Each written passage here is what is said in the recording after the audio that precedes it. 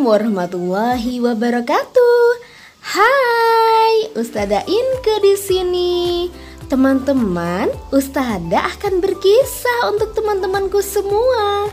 Kisah kali ini akan menyajikan suatu kisah pada zaman Nabi Sulaiman alaihissalam yang dianugerahi kelebihan untuk berkomunikasi dengan semua binatang yang ada di dunia ini. Salah satu kisah yang diceritakan dalam Al-Quran adalah bahwa Nabi Sulaiman bisa berbicara dengan semut. Semut? Kok bisa ya? Padahal semut kan kecil sekali ya teman-teman. Nah, penasaran kan bagaimana kisahnya? Yuk simak baik-baik kisah Ustazah berikut ini ya. Duduk yang manis teman dan ucapkan basmalah terlebih dahulu. Bismillahirrohmanirrohim. Dikisahkan, suatu ketika Nabi Sulaiman sedang duduk di tepi danau.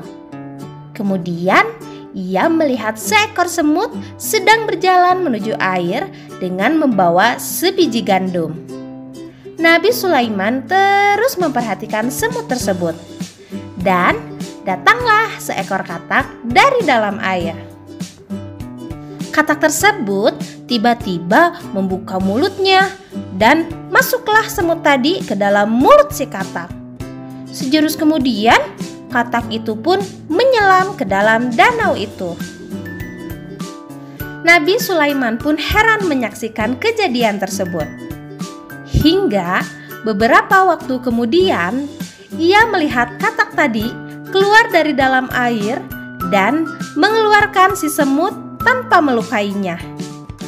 Tapi sebiji gandum yang semula dibawa semut itu sudah hilang.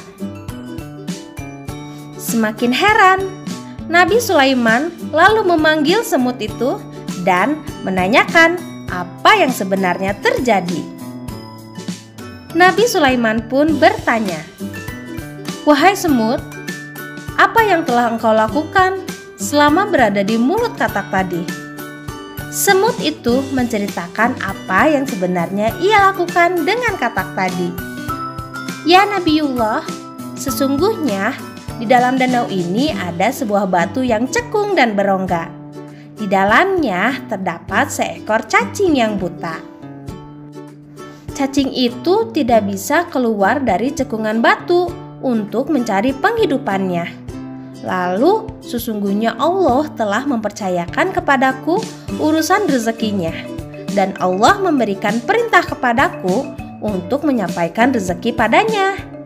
Oleh karena itu, aku membawakan rezekinya, dan Allah Subhanahu wa Ta'ala telah menguasakan kepadaku, sehingga katak tadi membawaku kepadanya. Maka air ini pun tidaklah berbahaya bagiku."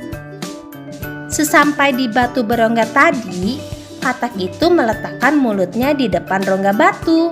Kemudian aku pun dapat masuk ke dalamnya. Setelah itu, aku menyampaikan rezeki kepada cacing itu. Kemudian aku keluar dan masuk kembali ke mulut katak. Barulah katak itu mengembalikan aku ke tepi danau.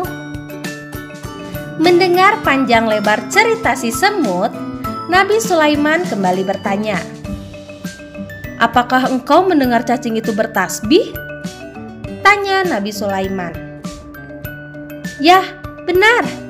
Cacing itu bertasbih dengan mengucapkan kalimat ini.